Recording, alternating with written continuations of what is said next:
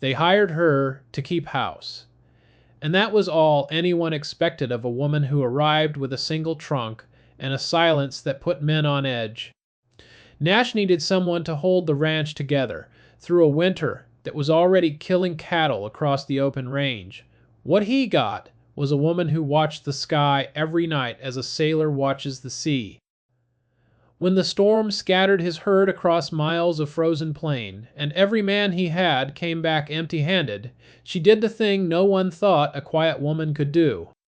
She read the stars as her people had read them for centuries, and she led him out into the dark to bring his cattle home, stay until the end, to see how a woman, trained in the old ways of Japan, found a herd that 50 cowboys could not. The supply wagon rolled into the yard of the Bar Inn just past noon on the last warm day of October, and the woman who stepped down from it didn't look like anyone Nash had expected. He had sent money to a trading post in Cheyenne and asked for a housekeeper, someone who could cook and keep a cabin clean and stay out of the way of the work. The post had sent back a single letter, saying a woman was willing and a name he couldn't pronounce, and nothing else. He had imagined a sturdy farm girl from Nebraska, or a widow with rough hands and a plain face. He hadn't imagined this. She was small-framed and thin in a way that spoke of long hunger rather than delicacy. Her jet-black hair pulled back tight against a face that was all sharp angles, high cheekbones, a narrow jaw, eyes so dark they looked black in the flat autumn light. She wore a plain cotton dress and a dust-coated trail coat over it, and she carried nothing but the one trunk the driver set down in the dirt beside her. She didn't speak. She stood in the yard and looked at the cabin, the corrals, the bare ridge to the west, the cattle dotted thin on the recovering grass, and she took it all in the way a person takes in a room they have been assigned to and have no choice but to accept. Nash came down off the porch and stopped a few feet from her, his hat in his hand, for no reason he could name. He was a tall man, broad across the shoulders, sunburned the color of old leather, with a jaw that had been broken once and set slightly crooked. He had built the Bar Inn with his own hands over 8 years, fence post by fence post, and he had the hands to show for it. He wasn't a man who talked much, and the silence between them didn't bother him the way it bothered the two hands watching from the bunkhouse door. "You, the woman from Cheyenne," he said. It was not a question. It was genuinely asked, like he actually expected her to confirm it, and she met his eyes and gave one small nod. That was all. He picked up the trunk himself, surprised at how light it was, and carried it to the cabin, and set it inside the door of the room he had cleared for her.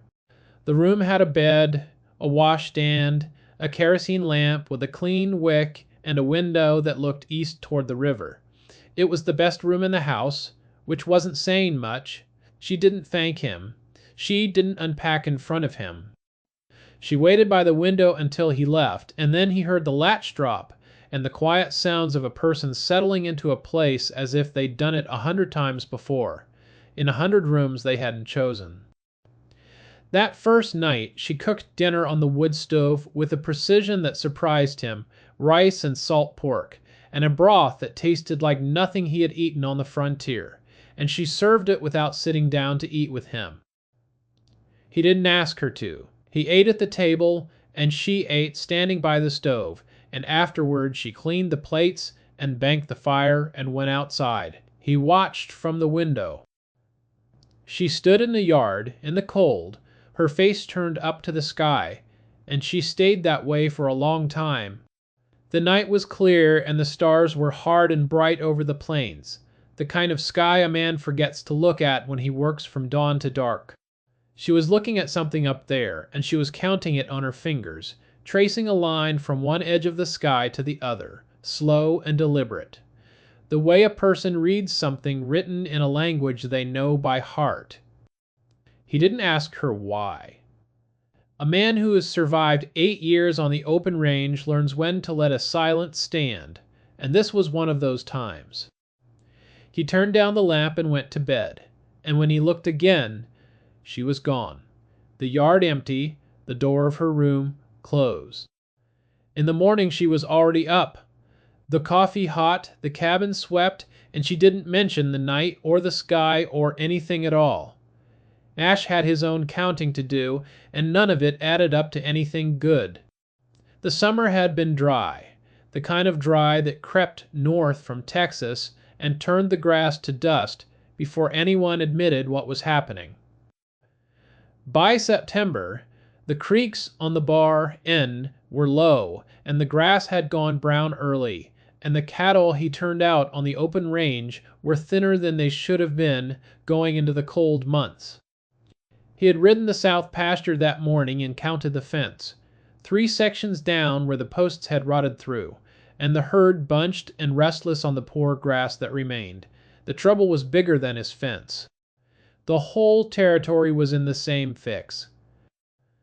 The cattle market out of Cheyenne had gone soft that fall, the buyers from Chicago paying less per head than they had the year before, and the men who had borrowed against their herds were starting to go quiet about it in town.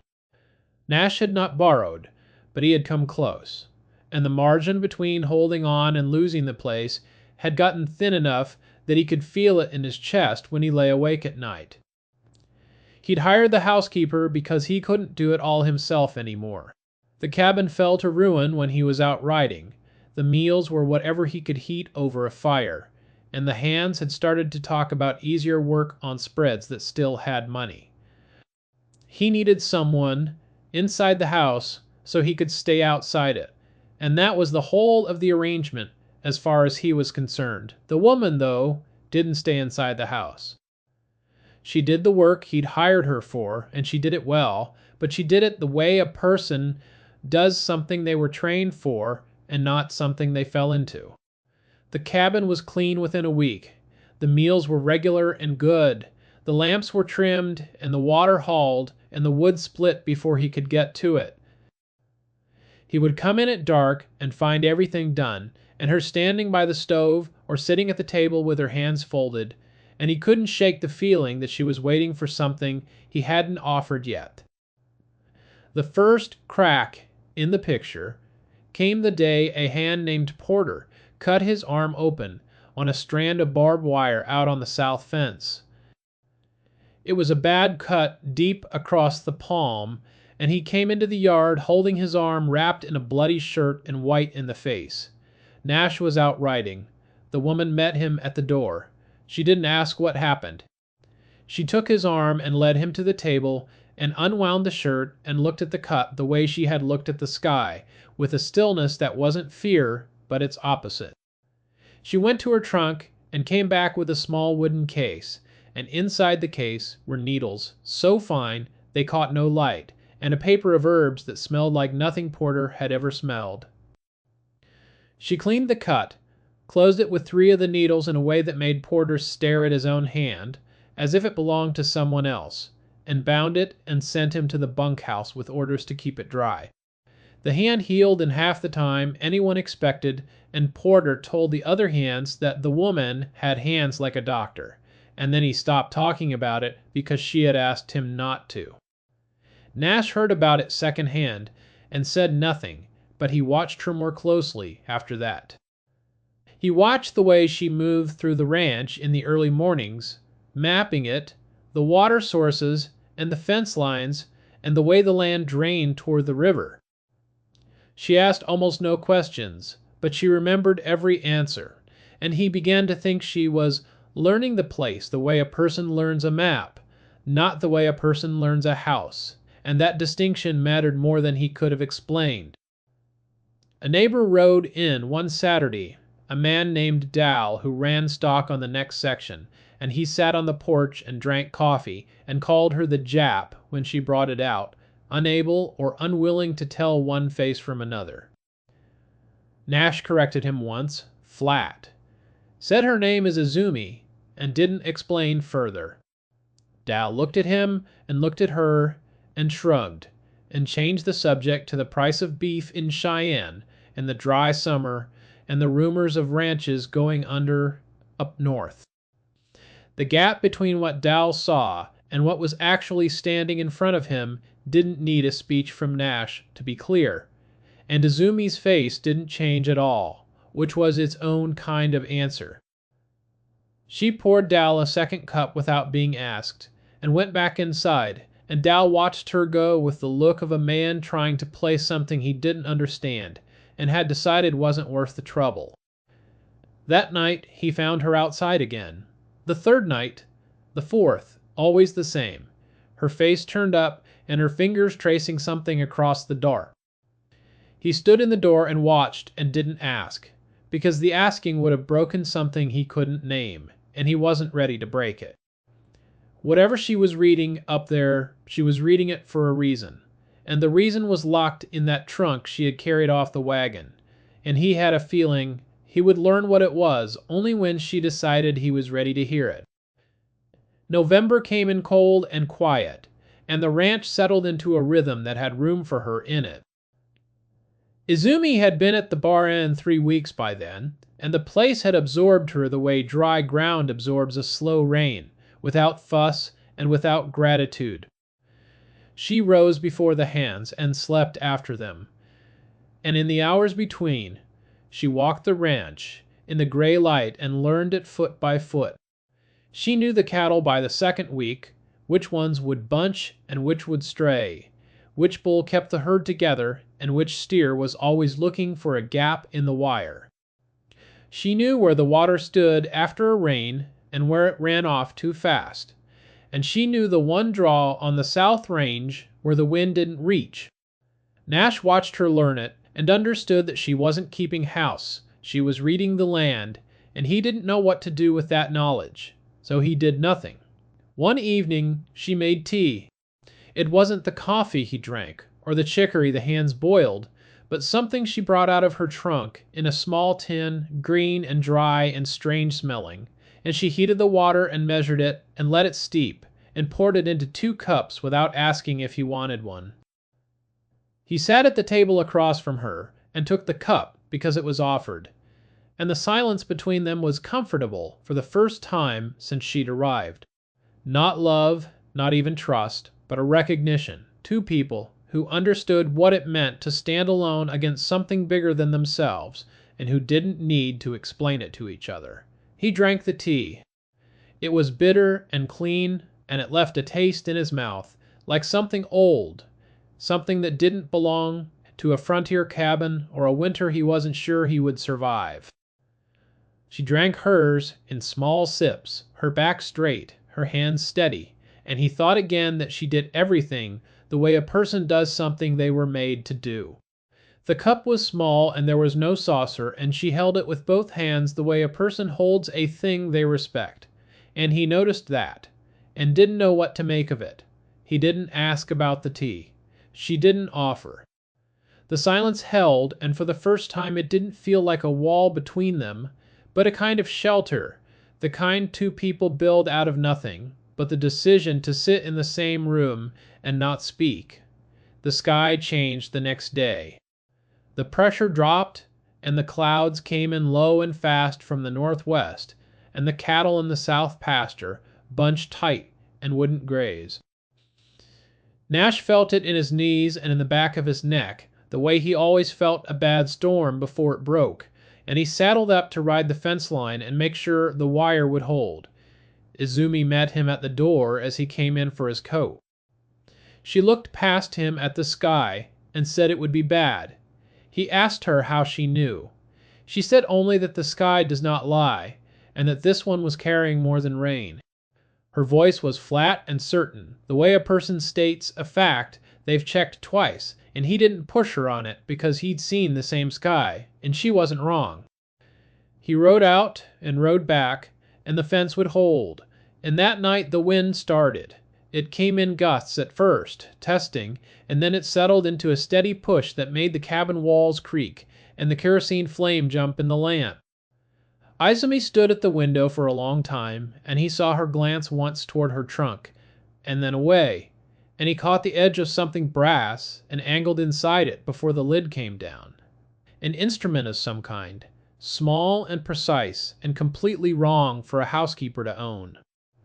He filed it away the way he filed away everything about her, and he said nothing, because a man who has survived this long knows when. A silence is doing more work than a question ever could. The wind rose all that night, and by morning the snow had started. It came down sideways. The snow fell in sheets that the wind drove flat across the plains, and within a day the world had shrunk to the size of the yard and the dim shapes of the corrals beyond it. The temperature dropped past anything living should have to endure, and the cattle on the open range, already thin from the dry summer, felt it first and did the only thing cattle do in a storm that bad. They turned their tails to the wind and they drifted. Nash waited 2 days, because a man doesn't ride into a storm he can't see through, and on the third morning the wind broke enough to show a gray light to the east. He saddled the big bay and called his 2 hands, and they rode out at first light into a country he didn't recognize. The snow was 3 feet deep in the draws, and crusted hard on top where the wind had packed it, and the herd was gone from the south pasture, every head of it the fence wire pushed flat, where they'd gone through and drifted north with the storm. They rode all day. They found tracks in the snow where the cattle had milled and turned and milled again, and then the tracks spread out and vanished where the wind had scoured the crust clean. They found 3 steers dead in the first draw, frozen standing where they'd stopped, and Porter said a word under his breath that Nash didn't repeat. They came back at dark with nothing, the horses blown, one hand half frozen and coughing in the saddle, and the herd still out there somewhere in the white or already dead in a draw they hadn't found.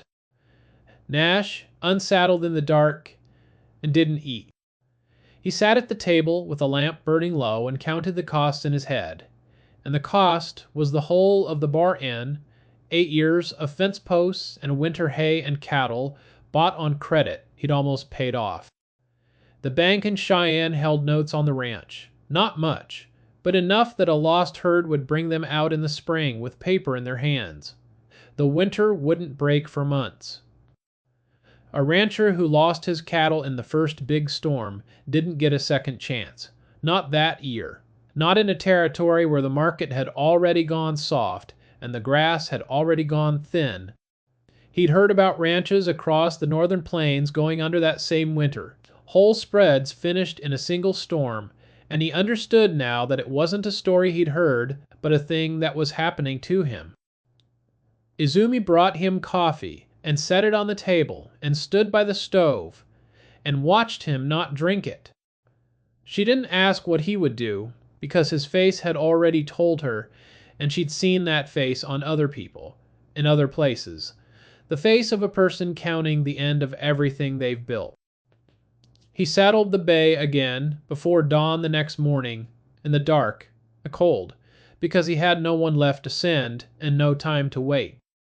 The hands were done, one of them coughing too hard to ride, the other already talking about easier work on a spread that still had hay.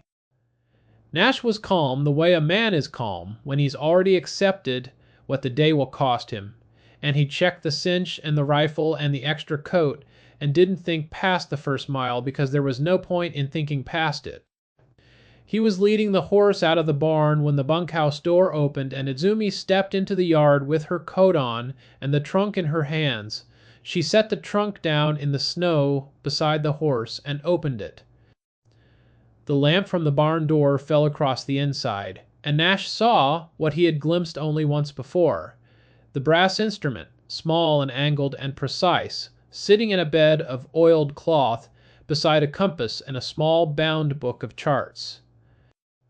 He had seen instruments like it once, in a shop window in Cheyenne marked for ship captains. He had never seen one in a housekeeper's trunk. She lifted it out and held it in both hands and looked at him across the horse's back. "Wait for night," she said. He stared at her.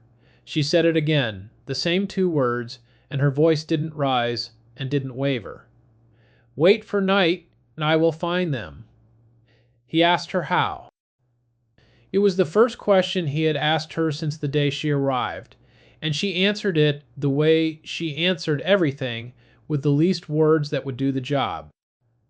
She said she could find the cattle, but not by daylight, and not by tracking. By the stars. She held up the instrument and turned it in the light so he could see the scale and the sight and the fine moving arm, and she said it measured the height of a star above the horizon, and that a person who knew the height of the right star knew where they stood on the earth. He didn't understand the instrument. He understood the wrongness of it, a housekeeper owning a thing a ship's navigator carried, and the wrongness did the work that a speech would have done. He looked at the instrument, and he looked at her, and he waited. She told him then in pieces, not a story, but the parts of one she owed him, because he was about to ride out into the dark with her. She had been a navigator on a whaling ship that ran the Pacific for years, a ship that stayed at sea for months at a time out of sight of any coast. She had learned to fix a position on open water by the angle of the North Star above the horizon, by the 2 pointer stars in the Big Dipper that led to it, by the constellations her people had named and charted for centuries before any European drew a map of the sky. Her grandmother in a town called Kyoto had taught her the older names, first, the 28 houses the moon passed through, and the 4 stars that held the pole in place. And then the ship had taught her the brass and the numbers that turned those names into a position a captain could steer by. The ship was gone now, lost with most of its crew, off a coast she didn't name, and the ones who survived had scattered to whatever work would take them. She had come east because the sea had nothing left to give her, and the land might, and the trading post in Cheyenne had given her the only word that was offered, housekeeper, and she had taken it because it was a roof and a place to stand while she figured out the rest. She didn't apologize for the secret. She didn't explain why she'd kept it. She stood in the snow with the brass instrument in her hands and waited for him to decide, and her face had the kind of calm that only comes from having already accepted the worst possible outcome, which in her case was that he'd send her away and she'd find another roof. Nash didn't send her away. He looked at the instrument and he looked at the sky, which was clearing as the wind died, and he understood something he couldn't have put into words. He'd crossed the open range alone for years, and he knew what it cost a person to stand in a place with no landmarks and find their way home. She'd crossed an ocean, doing the same thing with different tools. He didn't need to know the Japanese names for the stars. He needed to know she knew where she was, and she did. He unsaddled the horse. He told her to show him. They rode out after dark, the two of them on the big bay and the roan, into a country that had turned white and featureless under a sky so clear it looked like glass. The snow had a crust on it that held the horses for a step and broke for the next, and the cold was sharp enough to hurt in the lungs and in the hands and in the corners of the eyes. Izumi carried the brass instrument and the compass and the small book of charts, and she rode ahead with her face turned up to the sky every few minutes, reading it the way Nash read grass or cattle or the weight of the air. She found the Big Dipper first, the great ladle of it hanging in the north, and she followed the 2 stars at the far edge of the bowl in a straight line across the sky to a single star low on the horizon. The North Star, she called it. In her own language it had another name, one that meant the pole round which the sky turned. She lifted the brass instrument and sighted the star along its edge and let the weighted arm swing free, and read the number where the cord crossed the scale, and that number was their latitude, their distance north of the line that cuts the world in 2. She took a compass bearing from the same spot and opened the small book and did a figure in the margin with a stub of pencil, and then she pointed the horse northwest across the open snow. She said the storm had driven from the northwest, which meant the cattle had drifted southeast with the wind, and a herd that had walked for 2 days at the speed a storm pushes cattle would be within a range she could estimate from the wind and the time. She treated the plains the way she had treated the open ocean, a position, a heading, a distance to run, and the ground under her was different, but the math was not. The stars were the same. Nash watched her work and understood it not as magic, but as a trade.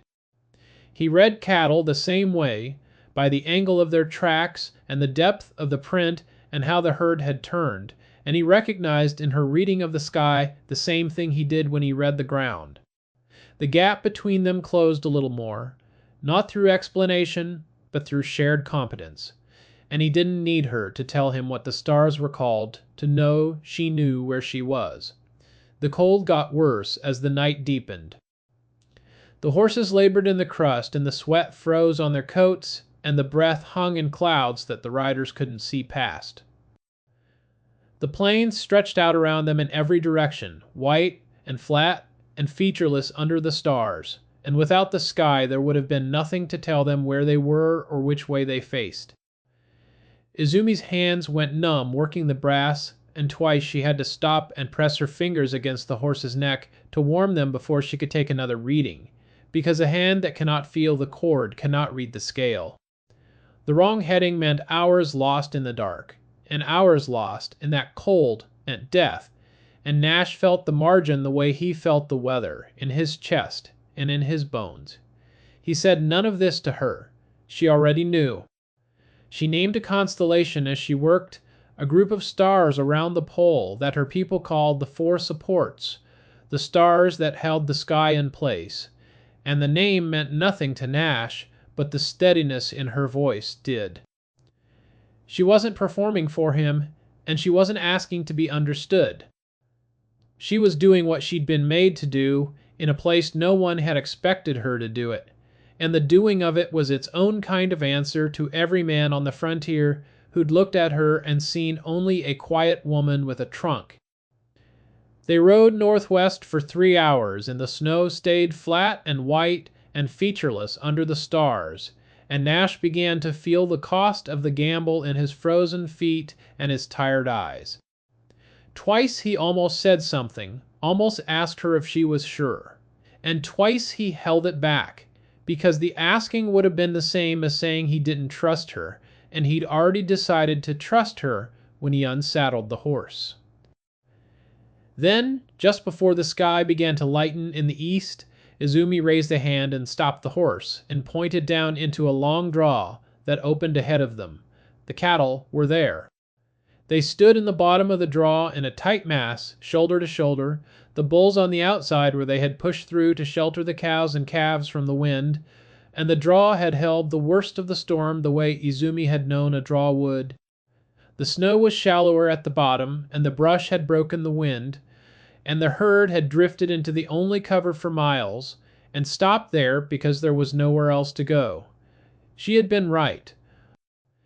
The heading and the latitude and the estimate of the drift had all been right, and the navigation that had worked on the open ocean had worked on the plains the same way, because the stars do not change between the water and the land, and the math that finds a ship finds a herd. Nash counted them in the gray light before the sun came, walking the edge of the draw on the roan while Izumi held the bay, and the count was hard, because the cattle were bunched and the light was thin. Some were down. 3 steers lay frozen where they'd fallen, and a cow with a calf wouldn't rise when he nudged her with the horse, and he marked her in his mind as lost. But the bulk of the herd was up and standing, eating 200 head and better, and 200 head was enough to carry the bar end through the winter, if he could get them home. The relief hit him so sharp it hurt, the kind that comes after a man has already counted the loss, and then the loss does not come. He sat the horse at the edge of the draw, and let out a breath he felt he'd been holding for 2 days, and his hands shook on the reins, and he couldn't make them stop. When he looked across the draw, Izumi was already looking at the sky again, checking their position for the ride home, not waiting for thanks and not expecting it.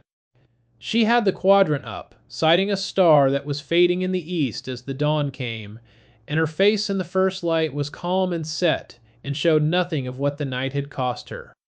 Her hands were steady on the instrument even though they had to be numb, and he understood that the steadiness was not strength, but practice. the kind that comes from having done a hard thing so many times that the body does it without the mind's permission. He understood then, looking at her across the draw with the cattle lowing between them, that she didn't need him to understand her past, or her people, or the names of her stars. She needed him to let her do what she could do, and he'd done that, and the doing of it had brought the herd home. Something passed between them across the draw that morning that wasn't love and wasn't even trust, but a recognition, the kind that comes only to two people who've both stood alone against something bigger than themselves and come out the other side still standing. He didn't name it. She didn't name it. The cattle lowed between them, and the dawn came up red and cold, and the moment held. Then the next problem arrived. The herd was up, but the cattle were thin and tired, and the road home was miles of open snow with two people and two horses and no hands to help drive. The next storm could come in a day or a week, and a herd driven slow across open snow in that cold would lose the weak ones on the way. The payoff had opened a new loop before the old one finished closing, and Nash turned the horse and started the work of moving the herd out of the draw. They drove the herd home slow and hard across the open snow, Izumi reading the sky and the compass, and Nash working the cattle from the back of the herd, pushing the strays back in, keeping the pace steady enough that the weak ones didn't fall behind. The sun came up thin and cold, and gave no warmth, and the snow threw the light back into their eyes, and the cattle walked because they had no choice, and the riders walked because the cattle did. Izumi took a sight every half hour, checking the North Star as it faded in the daylight, and the sun gave her a new bearing, and she kept them on a line southeast toward the river and the ranch. She didn't explain the readings. She called out the heading, and Nash followed it, and the trust between them wasn't a thing spoken, but a thing done, a horse turning where she pointed, a herd following the line she set. The plains were an ocean, and she was the navigator, and he was the crew, and neither of them used those words because neither of them needed to. The dawn was full by the time they crested the last ridge, and the bar end lay below them in the white, the cabin and the corrals and the barn, and the kerosene lamp in the cabin window still burning amber in the cold morning because someone had left it burning. Nash realized it was the lamp Izumi had lit before they rode out, a light left in the window the way a person leaves a light for someone coming home. They hadn't discussed it. She'd just done it. They pushed the cattle down the ridge and into the corral, and Nash counted them through the gate, and the number was enough. 207 head, less the 3 steers and the cow in the draw. And 207 head would carry the bar end through to spring if the hay held and the next storm wasn't worse. He shut the gate and leaned on it and let the tiredness hit him all at once. And the tiredness was the good kind, the kind that comes after a job done and not a job lost. He didn't make a speech. He did the only thing that mattered. He turned to her where she stood by the corral with the quadrant still in her hands and the dawn on her face, and he told her she could stop sleeping in the bunkhouse if she wanted. There was a room in the house, he said, that had been empty a long time.